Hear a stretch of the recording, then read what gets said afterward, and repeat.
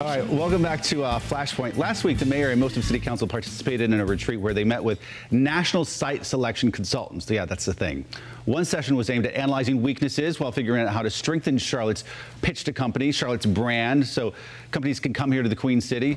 According to the Charlotte Business Journal, city leaders were given some tough feedback as to why the city is being passed over for some of these companies.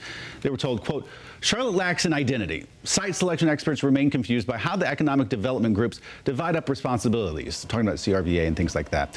Charlotte lacks the academic and research pedigree and higher education of its peer cities. The State General Assembly doesn't cooperate with Charlotte government. State incentives favor rural areas over cities. Leadership is largely unknown, and in the words of one site selection representative, Charlotte is a conservative, sleepy business community that shuts down after business hours. Ouch. I don't know if I agree with all that, yeah. But there's probably a point to be made there when it comes to not so much the conventions and things like that, sure, but companies. Is there a point to be made by some of these folks? I would say the point is maybe they needed a different consultant. That might have been Charlotte 15, 20 years ago, but that doesn't sound like us now. They make a point, though, we've talked about in the past, about the relationship between Charlotte and Raleigh being the General Assembly. And it has been a detractor for some companies. Sure. Well, there's some things, you just look at what's going on today. Fortune magazine, rather, in site selection named us the #1 state for business. We're the economic engine of the state in Charlotte. American Airlines, we're the 8th busiest airport in the United States. That's not a sleepy little town. American Airlines has made a commitment that they're going to invest over the next decade in only 2 metropolitan areas, Dallas, Fort Worth, and Charlotte, North Carolina. You just go down the litany of things. We are a vibrant hub. The University of North Carolina system is comprised of 17 campuses, 16 universities. Within that, in the last decade, half of the entire growth in the UNC system is the University of North Carolina in Charlotte. We are the place that's happening, no question. Quickly, just because it's FlashPOINT, it wouldn't be FlashPOINT without a quick mention of President Trump. It's been a dramatic week for the White House. On the same day, within a couple of hours of each other, the president's former lawyer, Michael Cohen, pled guilty to campaign finance violations, and also his former campaign chair, Paul Manafort, being found guilty on 8 charges of tax and bank fraud. When it comes to Cohen, he says he was directed by the then candidate to pay to keep 2 women quiet about alleged affairs and is ready to share whatever he knows with whoever wants to know it. President Trump now distancing himself from the whole situation, but considering a possible pardon for Manafort. Wow. It was quite the week for this White House. Wasn't a good week. Your thoughts? Wasn't a good week. The president came out and made the point several times about it was not campaign money, you know, that went to pay for the 2 mistresses, or alleged mistresses, I should say.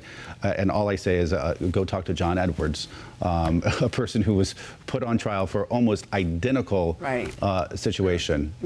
Your thoughts as the Republican at the table? I think the 3-game suspension of Urban Meyers is just about perfect.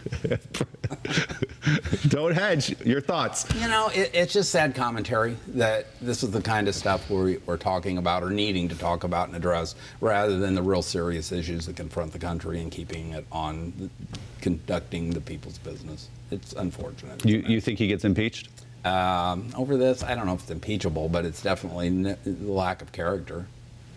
I would say this is a very serious issue. And I would say that